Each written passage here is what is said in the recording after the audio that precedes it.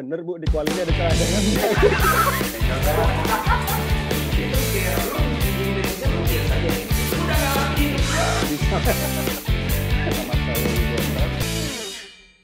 Halo semuanya, ngobrol bareng bersama saya. Kali ini narasumber saya Coach Rahmat Darmawan yang kebetulan sudah bergabung bersama kita. Udah ada akhirnya ketemu. Coach Rahmat, apa kabar? Alhamdulillah baik-baik. Sudah lama sekali kita nggak bertemu ya. Di mana sekarang posisi? Di Madura apa di Jakarta? Di rumah di Karawaci. Di Karawaci. Oh, lagi di sini ya. Latihan terakhir kapan? Terakhir latihan kapan? Latihan kemarin seminggu yang lalu kita liburkan karena ada penundaan itu kan. Terus mulai latihan lagi besok rencananya 11 November. 11 November mulai latihan lagi. Nah, ini ada sound sedikit. Udah bersihan sekarang. Coach RD, ada orang kerja. Oh, ada yang kerja. Oke. Pengen update aja nih, apa kegiatannya apa. Sebelum ngomongin soal bola, belakangan ini Coach RD sibuk apa ya? Kemarin sepeda atau apa aja sih kegiatan di luar sepak bola? Ya, semenjak kompetisi stop, ya saya lebih banyak menghabiskan kegiatan pertama di rumah, tapi tentu juga dengan aktivitas yang lain seperti olahraga tuh bersepeda tuh hampir setiap hari. Setiap hari ya, setiap hari. Kadang diselingi kalau ada main bola diganti dengan main bola seperti kemarin 2 hari berturut-turut tuh hari Sabtu dan Minggu main bola. Lalu juga kadang ke gunung, kita naik sepeda ke gunung di daerah Cikole. Itu sajalah kegiatannya. Cikole Bandung. Silaturahmi. Cikole mana nih? Cikole Bandung. Iya betul. Oh oke. Bandung.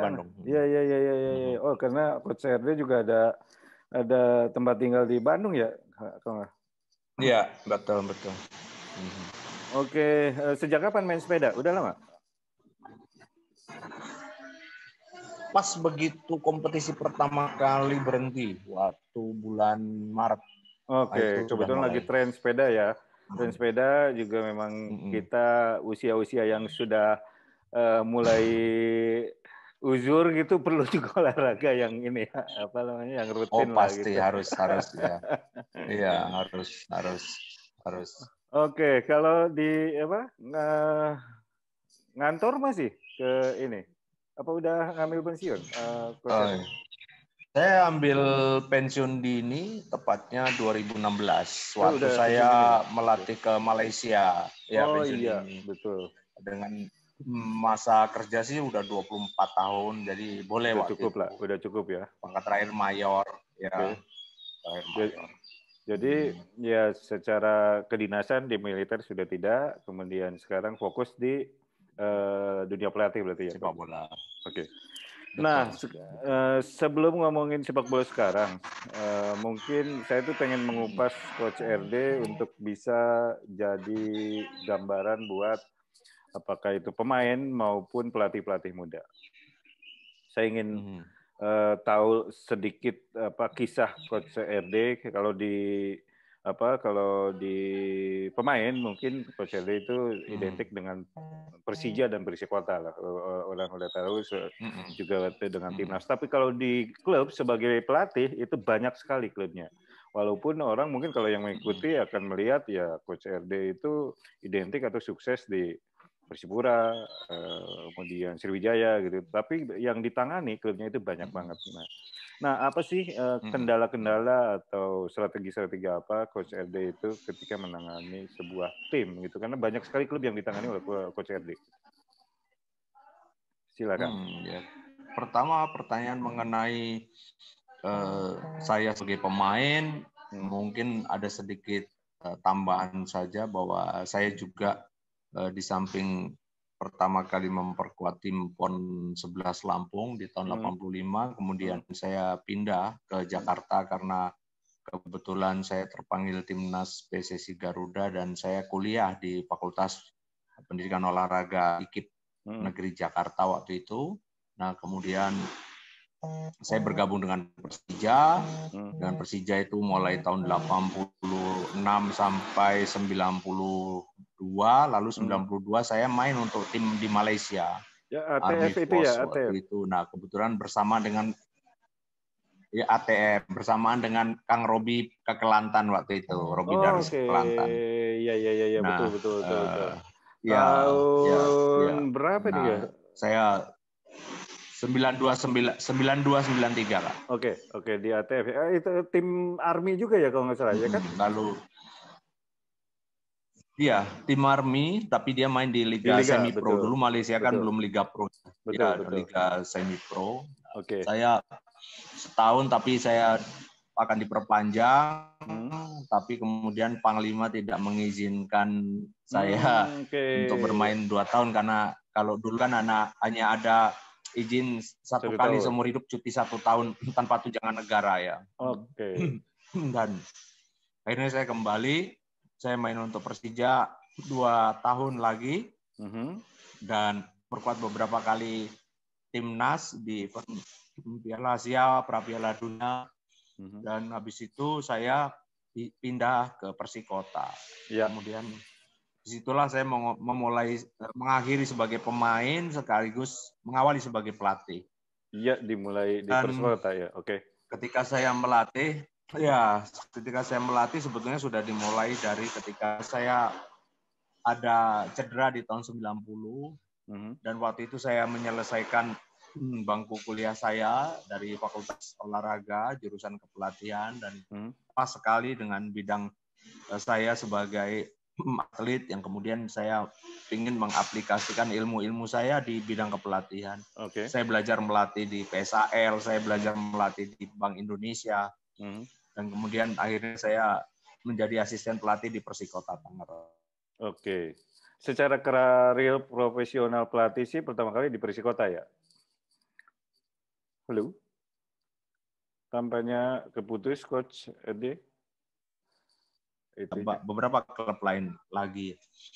Nah, selama melatih beberapa klub tadi saya sebutkan, tentu kalau ditanya mengenai apa sih kendala-kendala yang terjadi dalam saya menangani beberapa klub-klub tersebut, ya yang pertama tentu yang sering sekali terjadi adalah bahwa mengenalkan filosofi bermain, untuk mereka bisa mengaplikasikan apa yang kita inginkan di dalam sebuah permainan yang kita rancang di dalam latihan, mereka bisa lakukan dengan hampir di dalam gambaran saya. Nah, itu butuh waktu, karena kenapa?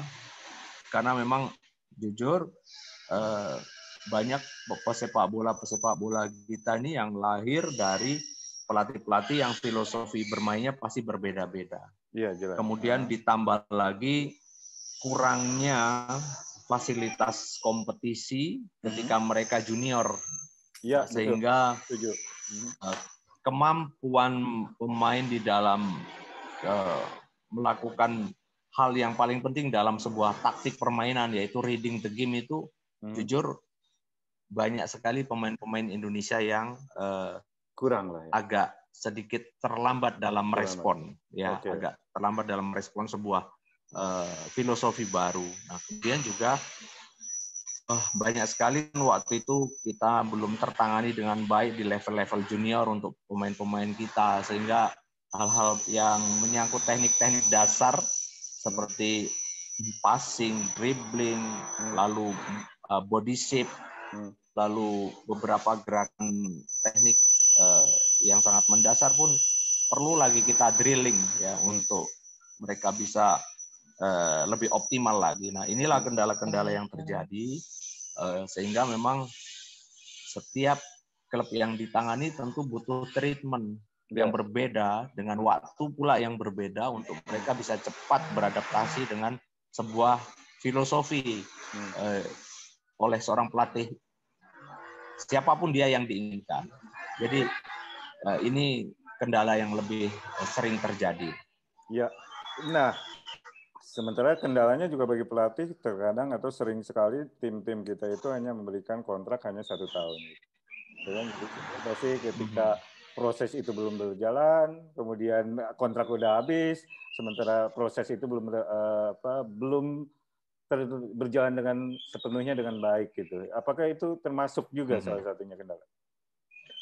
Oh iya, kalau tadi saya memang hanya menjawab satu pertanyaan mengenai teknik.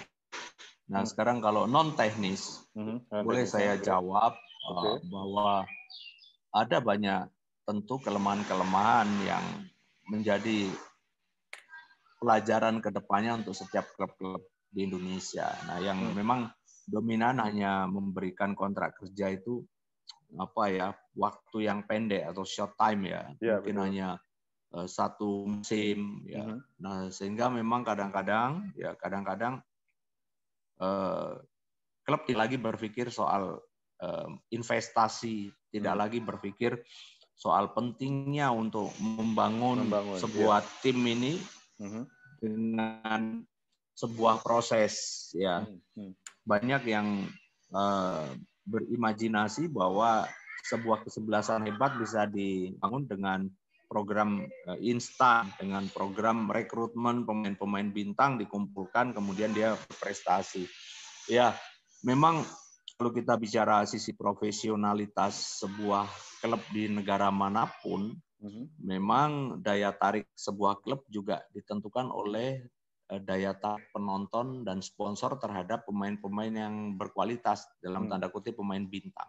Ya. Tapi juga klub yang tadi sudah sedikit saya singgung mengenai bagaimana mereka juga mengumpulkan pemain bintang, butuh juga untuk mereka berinvestasi dengan memberikan durasi kontrak terhadap pemain-pemain berbakat mereka dalam waktu yang lama, sehingga akan ada ini nanti, ada industri di dalam sepak bola itu bisa berjalan. Ya, kalau kita sering mendengar bahwa ada kontrak atau perpindahan satu pemain ke klub lain dengan nilai kontrak yang wah dan luar biasa, bahkan mungkin kita masih ingat bagaimana dulu Arsenal mengumumkan pemain-pemain muda, kemudian setelah pemain itu jadi, Arsenal menjual pemain-pemain ke klub besar dan dari hasil penjualannya saja dia sudah bisa membangun satu stadion. Dan artinya disinilah nilai investasi yang mempunyai value yang luar biasa. Nah, di Indonesia memang kesulitannya kadang-kadang lebih kepada bahwa anggaran di setiap klub itu tidak disiapkan di dalam jangka waktu yang lama. Anggaran setiap klub itu kebanyakan hanya mencukupi untuk satu musim mereka. Nah, tapi di dalam perjalanan ke belakang ini mulai ada juga klub-klub yang sudah berpikir tentang pentingnya investasi dalam sebuah klub. Baik itu investasi berupa kontrak jangka panjang terhadap pemain-pemain muda yang punya kualitas dan juga investasi dalam bentuk seperti mungkin messing, lapangan dan sebagainya. Walaupun jujur masih terlalu banyak juga hal-hal sebenarnya bisa digali lebih dalam lagi untuk klub itu bisa berinovasi di dalam menambah asetnya, di dalam menambah investasinya.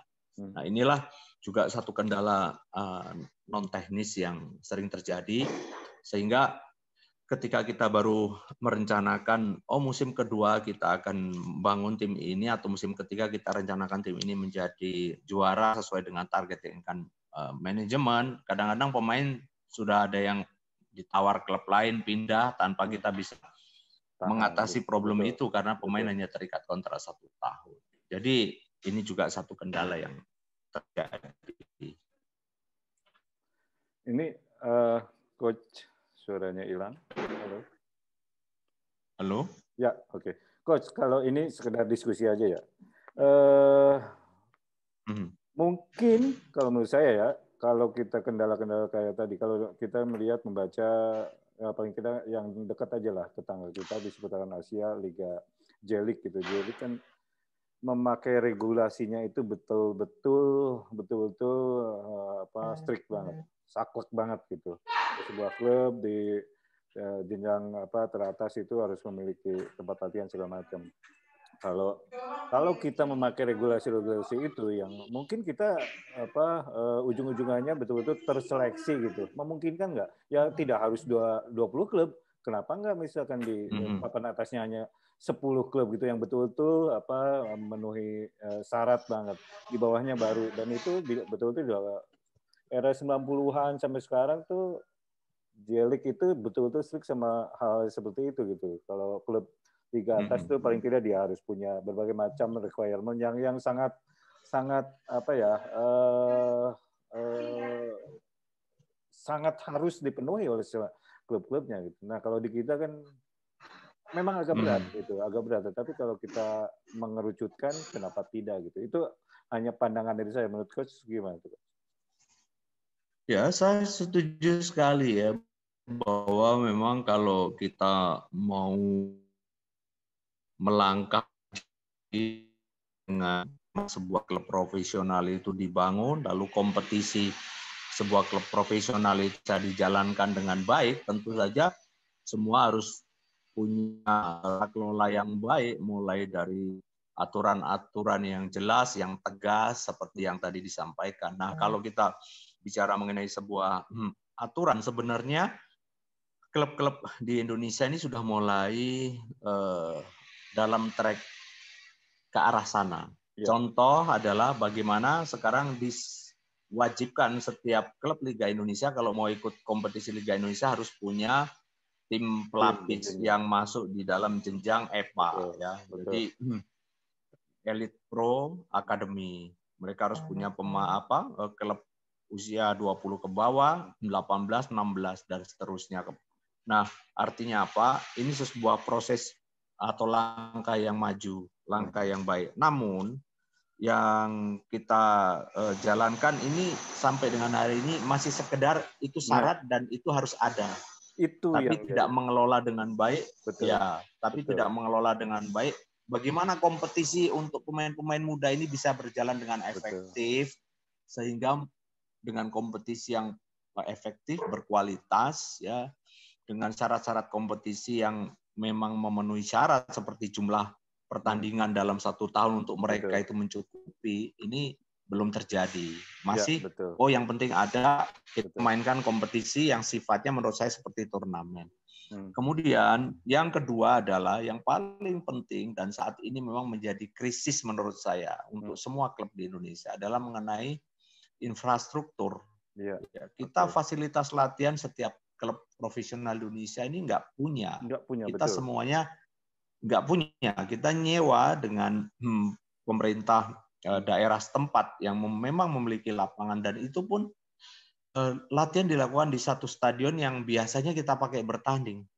Kita tidak punya, setiap daerah itu punya kompleks latihan ya, atau ground training seperti dalam tanda kutip, udahlah nggak usah jauh-jauh ke Jepang, kita tengok negara sebelah seperti Malaysia, seperti Myanmar, Vietnam, Thailand ya. Saya kemarin contoh saya yang melatih di Malaysia, semua klub profesional di sana oleh pemerintahnya mereka disiapkan sarana latihan itu dengan kualitas lapangan yang sama dengan kualitas lapangan di stadion tempat bertanding.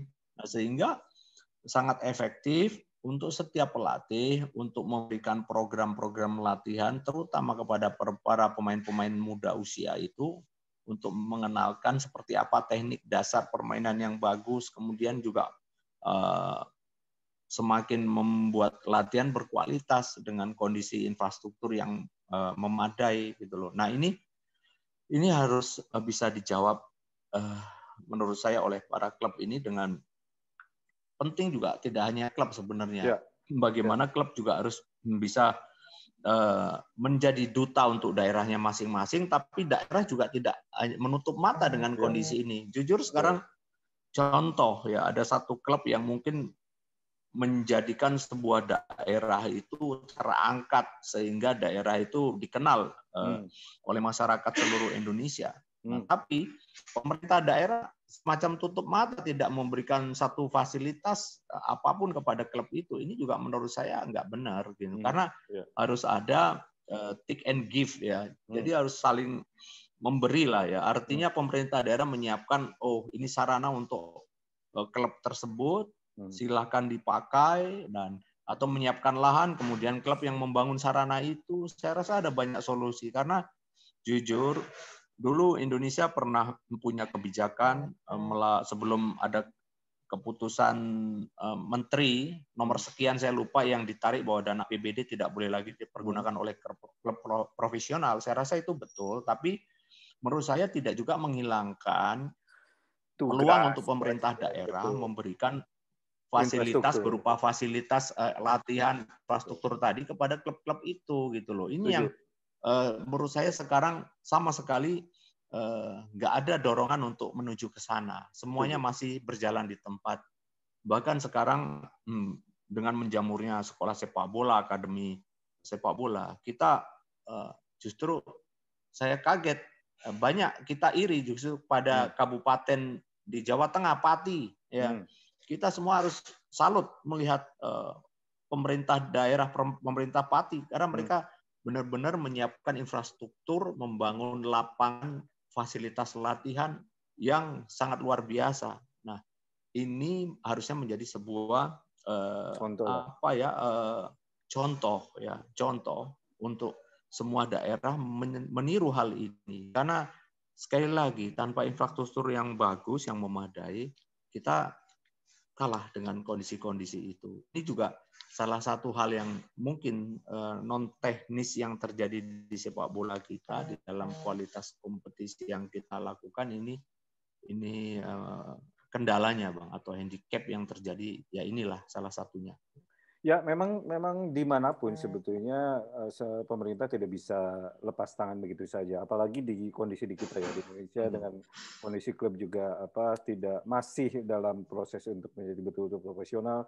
Kemudian kita juga selalu dituntut, kita yang mencintai sepak bola gitu, khususnya termasuk kepada yang terlibat di dunia sepak bola, pemerintah atau siapapun seringkali menuntut prestasi, menuntut hal-hal yang berbau dengan prestasi dari sepak bola gitu.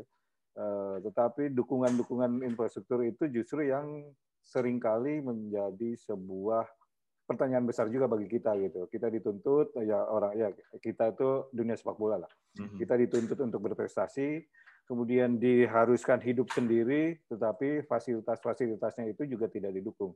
Padahal di dimanapun banyak yang pemerintahnya juga selalu mendukung hal-hal seperti itu, karena bagaimanapun itu memang betul tadi bisa menjadi bagian dari pariwisata, bisa menjadi bagian dari industri sepak bolanya betul-betul hidup di daerah tersebut gitu.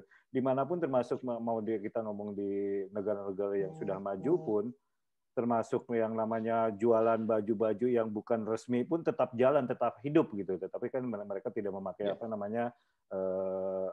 sponsor resmi segala macam. Tetapi itu untuk menghidupkan bahwa industri sepak bola itu bisa menghidupkan dunia atau ekonomi di daerahnya masing-masing. Dan saya percaya di Indonesia pun bisa begitu gitu, karena kita punya kekuatan massa atau budaya sepak bola kita, termasuk ya kita semua tahu lah sangat kuat gitu. Dan menurut saya ya tadi menyambung dari Coach RD itu harusnya pemerintah itu begitu sangat sigap seperti yang dilakukan pemerintah Pati ya. Ya saya salah satunya juga ini misalkan yang izin yang sekarang ya Coach. Sementara ya kita tahu ya kalau saya semua termasuk ngobrol sama siapa-siapa pilkada bisa, kemudian sepak bola enggak, ya mungkin pemerintah punya pandangan lain gitu. Tetapi kita tahu juga bahwa banyak hal yang tergantung juga di dunia sepak bola. Kemarin saya ngobrol sama Kurniawan Dwi Yulianto, ya dia melatih di Malaysia. Sama yang dilakukan pemerintah dan federasinya juga betul-betul strict banget, tetapi mereka memperjuangkan untuk menjadi jalan gitu, menjadi bergulir kembali dengan berbagai regulasi yang sangat ketat. Nah, menurut Coach RD bagaimana nih hubungannya dengan yang liga kita terus belum berjalan? Ya, yang pasti kita balik lagi ke soal regulasi oleh operator liga dan apa yang harus dilakukan. Nah, Kurniawan sudah menyampaikan tentang apa yang terjadi di Malaysia, dan ini juga saya pernah mengalami ketika saya juga melatih di Malaysia, saya dengan satu tim di Terengganu ketika itu, saat pertandingan akan dilangsungkan, dalam regulasi tertulis bahwa penerangan lampu itu harus 1.500 lux. Tapi ketika pertandingan akan dilaksanakan, itu lampu hanya kurang 500 lux kurang waktu itu. Yang terjadi adalah pertandingan tidak dilangsungkan. Harus menunggu sampai syarat itu terlewati. Padahal kalau menurut saya waktu itu sudah sangat terang, karena sudah sangat terang gitu loh. Wah, ini sudah terang sekali, bahkan siaran langsung pun dilakukan atau pengambilan gambar. Tapi itulah bahwa mereka betul-betul menjalankan arti regulasi. Dari sebuah regulasi itu dengan mengaplikasikannya di dalam sebuah aturan yang tegas gitu loh. Kalau tidak, maka pertandingan akan dibatalkan dan tim yang menyiapkan fasilitas itu, tuan rumah tentunya, akan dikurangi nilai, dianggap WO. Gitu. Nah, inilah yang membuat semuanya tentu harus serius untuk menjalankan semua syarat-syarat berkompetisi. Memang kalau kita mau tega ya saat ini mungkin hitungan jari saja ya klub-klub yang akan layak masuk di persyaratan-persyaratan. Nah, seperti sekarang kan ada AFC klub license ya yang itu juga diberikan kepada klub-klub yang memang layak sesuai dengan syarat-syarat sebuah klub profesional didirikan. Nah, balik lagi ke soal infrastruktur tadi yang menurut saya problematika kita gitu loh. Sementara di satu sisi kita juga berpikir panjang mengenai sepak bola ini untuk apa? Sepak bola ini untuk siapa? Nah, menurut saya sepak bola ini bukan hanya untuk pemain-pemain bola ini menjadi pemain profesional dan dia nanti akan menjadi profesi mereka ketika hari tua kelak atau ketika mereka nanti berprestasi. Tapi juga sepak bola ini juga untuk menyelamatkan para masyarakat Indonesia yang jujur dengan sekarang nih era modernisasi masuk ke semua sektor kehidupan, juga nilai-nilai negatif yang juga masuk, mulai banyaknya anak-anak yang kenal dengan narkoba dan sebagainya. Paling enggak kalau pemerintah daerah menyiapkan fasilitas olahraga di setiap kabupaten, kemudian provinsi, tentu ini akan menjadi satu daya tarik yang luar biasa untuk anak-anak muda ini nanti beraktivitas positif. Ya. Betul. Mereka tidak harus menjadi seorang atlet sepak bola, tapi mereka akan datang ke tempat-tempat yang menghindarkan mereka dari aktivitas negatif yang tadi saya sampaikan. Ini juga nilai plus sebenarnya. Oke, balik lagi ke infrastruktur. Ini hanya satu gambaran bahwa kita memang harus fokus ke sana. Mulai saat ini mindset kita harus kita ubah bahwa nggak cuma sekedar kita mendirikan SSB atau akademi sepak bola saja, tapi kita juga harus berpikir bagaimana infrastruktur itu sangat dibutuhkan untuk pengembangan sepak bola dan daerah itu sendiri. Ya, karena membangun infrastruktur itu nggak rugi. Karena nilai aset tanah setiap tahun akan bertambah, nggak berkurang. Oke, kemudian yang berikutnya, saya juga menyoroti tentang hal yang berkaitan dengan coach education. Ya, coach education juga masalah atau problem besar di sepak bola kita. Di sini juga kita sekali banyak tenaga pelatih-pelatih kita untuk mengisi para calon-calon pemain sepak bola di setiap usia. Nah, sayang sebetulnya karena di setiap daerah di Indonesia ini ada ribuan orang yang sangat senang dan memainkan sepak bola, tapi mereka tidak tersentuh oleh tangan-tangan pelatih yang punya kualitas, yang punya pendidikan kepelatihan mumpuni. Ya. Dan ini juga proses ini sekarang saya tahu persis, kebetulan saya ada di Exco APSSI sehingga tahu bahwa ini lagi dilaksanakan terus ya program untuk mengejar ketertinggalan kita dengan banyak sekali menggelar kursus-kursus saat ini dilakukan dan pemerintah lewat Menpora pun merespon dengan memberikan kursus-kursus gratis kepada peserta kursus lisensi D dan C. Nah, ini hal yang positif. Nah, dan mohon ini tentu terus untuk bisa ditingkatkan. Lalu kemudian yang terakhir sekali lagi, bahwa kualitas sepak bola di satu negara tentu tidak akan terdongkrak kualitasnya tanpa ada sebuah kompetisi yang terstruktur dan kompetisi yang berjenjang serta berkualitas. Nah, sekarang kita balik lagi, bagaimana kita mau bicara prestasi kalau kompetisi saja di sepak bola kita ini banyak sekali terkendala dengan yang berkaitan tidak ada kaitannya dengan olahraga. Contoh, setiap mau pilkada kita sibuk, kompetisi berhenti, kegiatan olahraga, kompetisi-kompetisi berhenti. Nah, ini menurut saya juga hal-hal yang patut menjadi sebuah pemikiran kita bersama untuk keluarlah dari kondisi ini. Karena kita menurut saya kok nggak ada kemajuan ya dari tahun mulai tahun 90-an dulu terus ketika pilkada terjadi di daerah seperti itu. Harus kompetisi daerah, tidak boleh menggelar keramaian pertandingan. Saya pikir kok aneh gitu loh. Kenapa kok nggak tahun 90? Oke, mungkin 5 tahun kemudian ada kemajuan. Kemudian ada solusi yang lebih bagus lagi. Oh, menggelar pertandingan dibolehkan. Nah, contoh ya, kita ingat ketika bagaimana tragedi Hillsborough ya kalau nggak salah menyebut stadionnya ketika Juventus main dengan Liverpool ya di Piala Champions. Nah, waktu itu Liverpool sama Juventus itu tragedi Heysel ya. Nah, Liverpool sama Juventus. Betul. Nah, bagaimana ketika waktu itu ketika stadion dibatasi dengan besi-besi penghalang dari mulai penonton ke dalam lapangan. Nah, ketika terjadi tragedi itu, ya kemudian mereka saling membuat kerusuhan. Akhirnya dari situ berpikir tuh ada apa nih yang akan dilakukan menghadapi situasi ini.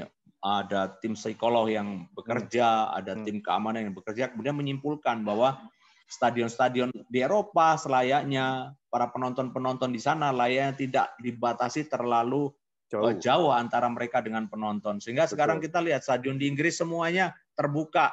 Nah, ketika terbuka malah nggak pernah ada kerusuhan, nggak ada penonton yang justru masuk ke dalam lapangan. Nah, artinya ini sebuah kemajuan yang secara terlihat dengan mudah kita bisa saksikan. Nah, saya juga kepingin Indonesia ini hal-hal seperti ini juga belajar. Kenapa sih tahun 90 sekarang sudah era sangat modern di 2020 kok ya masih juga pilkada dengan masalah yang sama.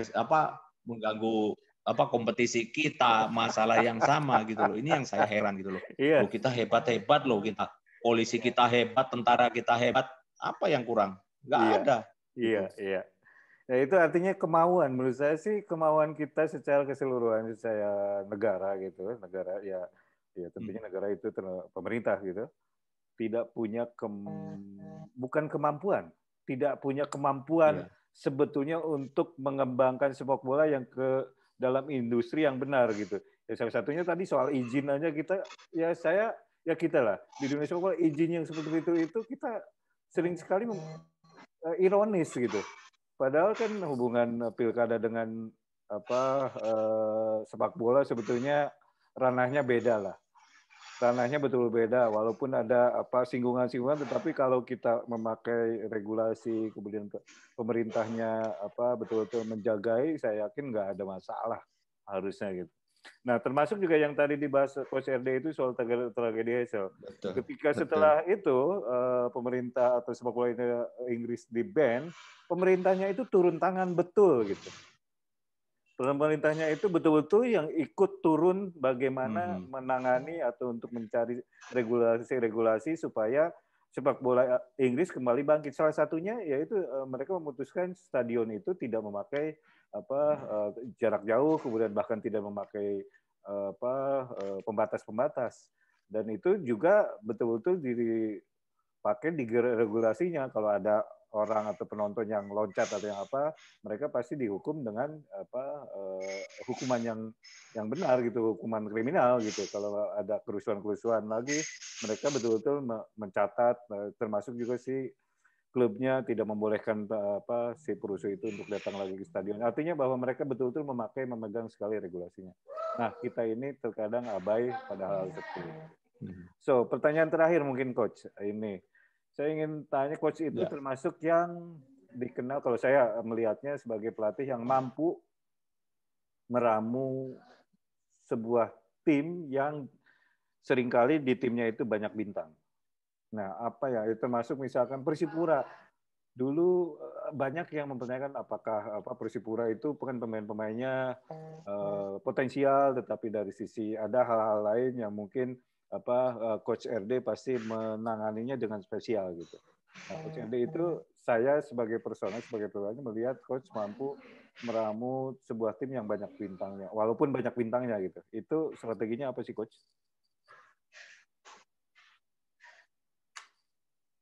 Oke, pertama saya di dalam melakukan, halo? Ya, lanjut. Halo? Ya, jelas suara? Jelas. Oke, pertama di dalam saya menentukan saya akan melatih sebuah tim, tentu saya sebelumnya tentu melakukan observasi yang tidak terlalu jelimet lah kalau orang Jawa bilang ya, artinya nggak terlalu susah. Yang pertama biasanya soal bagaimana materi pemain di sana, kemudian potensi yang mereka sampaikan kepada saya dengan targetnya sesuai atau tidak, nah seperti itu. Nah, tapi kalau saya dibilang lebih dominan dengan pemain-pemain bintang, justru saya merasa ada iya, ada juga tidak. Karena ketika saya di Persipura, waktu itu ada 12 pemain muda, itu yang usianya masih di bawah 20 tahun, itu justru saya naikkan ke tim senior. Ya, waktu itu tim senior yang dari Persipura yang masuk tim nasional itu waktu itu hanya ada nama Edward Ifak Dalam. Ya. Nah, dengan Boasa Losa. Boasa Losa pun umurnya masih 19 karena dia baru selesai. Nah, dari situ kemudian kita mulai bisa membangun tim dan menjadi juara. Nah, setelah juara baru kemudian banyak pemain itu yang dipanggil ke tim nasional. Ada Jendrik Pito, ada Mauli Lesi, kemudian ada Idu Ifak Dalam, Boasa Losa, Christian Warobai. Nah, itu prosesnya. Lalu kemudian ketika saya menangani Sriwijaya FC, ada beberapa pemain bintang, tapi sudah waktu itu dibilang uzur. Saya ingat sekali karena saya ketika datang di Palembang saya diprotes karena bawa pemain gaek katanya. Ada nama Karis Yulianto, Isnan Ali yang sudah tidak terpakai ke timnas lagi waktu itu. Nah, kemudian tidak terpakai, pensiun lah dari timnas. Nah, kemudian saya gabungkan dengan pemain-pemain yang saya rekrut dan akhirnya kita bisa meraih prestasi dan yang tadinya tidak ada pemain nasional dari Sriwijaya, mulai itu ada keluar nama Karis Yulianto akhirnya balik lagi ke timnas, bahkan menyandang kapten kesebelasan. Kemudian ada Isnan Ali, ada Wijay, orang yang dulunya nggak tahu itu Wijay itu siapa, dia ke timnas. Kemudian ada Christian Warobai, kemudian ada timbul lagi Tony Sucipto. Ya. Jadi ada banyak nama-nama yang kemudian tentu akan terdongkrak dengan prestasi yang di sana. Justru ketika saya betul-betul menangani pemain-pemain bintang itu ketika saya ada di Arema Malang. Nah, itulah saya sedia meramu berbagai cara untuk bisa menyatukan mereka karena mereka pasti ini kan pemain yang sebelumnya dengan klub-klubnya menjadi pemain andalan tapi bisa jadi mereka akan menjadi pemain cadangan ketika di klub karena berkumpul di sana. Karena contoh di posisi striker ketika saya hijrah ke Arema itu kebetulan kan merge antara dua klub Pelita dengan Arema. Nah di Pelita saya punya Safi Sali, saya punya Greg Nwokolo, dan kemudian saya rekrut Kayamba. Nah kemudian Arema sendiri sudah punya Christian Gonzalez waktu itu. Kemudian ada Beto Gonçalves. Nah, ada 5 pemain menghuni striker dengan semuanya menyandang status pemain-pemain top skor di klubnya masing-masing, bintang. Nah, ini kan nggak mudah. Ini kan nggak mudah.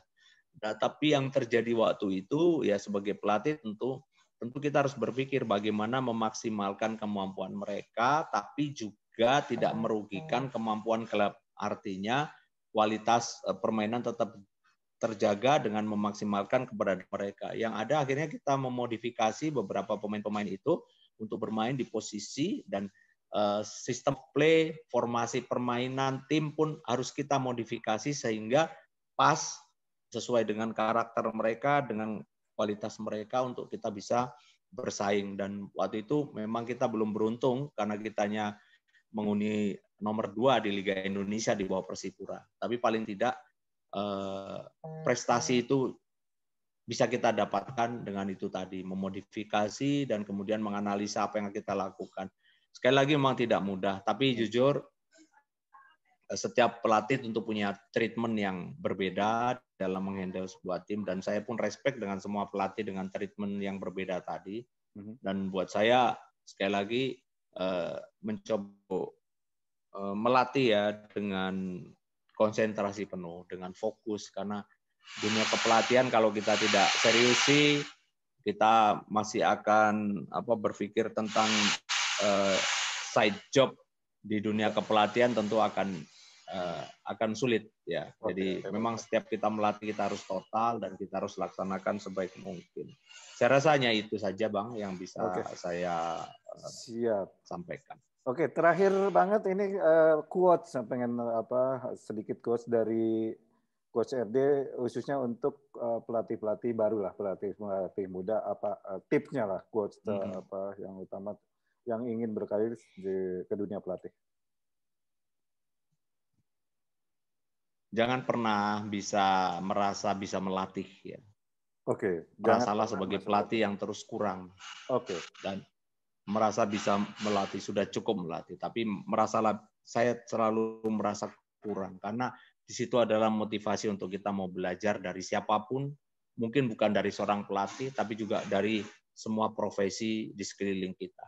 Oke, berarti Coach RD itu caranya itu, Bang. Cukup bisa mendengar siapapun ya, cukup mau mendengar siapapun. Artinya pakai ilmu atau apapun lah. Itu. Oh iya, betul. Yang harus betul. Betul. Paling tidak jadi pegangan utama. Sebetulnya itu bukan hanya untuk pelatih, untuk manusia lah, tapi khususnya ini ke profesi pelatih karena harus terus belajar ya, karena ilmu akan terus berkembang, bertambah, termasuk kepada hal yang nanti dilakukan atau strategikan dalam permainan ya, Bang. Ya, begitu ya kira-kira. Betul, karena sepak bola sekali lagi bukan hanya latihan dengan bola di lapangan, sepak bola juga butuh bagaimana psikologi olahraga, psikologi sepak bola ya. Jadi ada butuh hal-hal lain yang berkaitan yang erat dengan dunia sepak bola itu sendiri ya. Oke, Coach RD, terima kasih banget. Udah hampir 45 menit kita ngobrol. Terima kasih atas waktunya, terima kasih atas ilmu-ilmu, info-infonya. Sebetulnya saya masih pengen banyak yang ditanyakan, tapi rasanya 45 menit tidak terasa gitu. Kita udah ngobrol panjang. Suatu saat kita ngobrol lagi, mudah-mudahan kita bisa ketemu. Sukses terus juga buat Coach dengan karirnya di Madura United. Semoga terus bisa berkembang lagi tentunya. Dan terakhir, terima kasih banget Coach RD. Sukses, salam semua buat keluarganya juga. Amin. Terima kasih. Oke. Assalamualaikum, Coach. Ya. Waalaikumsalam. Itulah teman-teman, kita setelah mengobrol dengan Coach RD, kita akhiri ngobrol bareng. Tunggu saya dengan narasumber-narasumber lainnya. Thank you.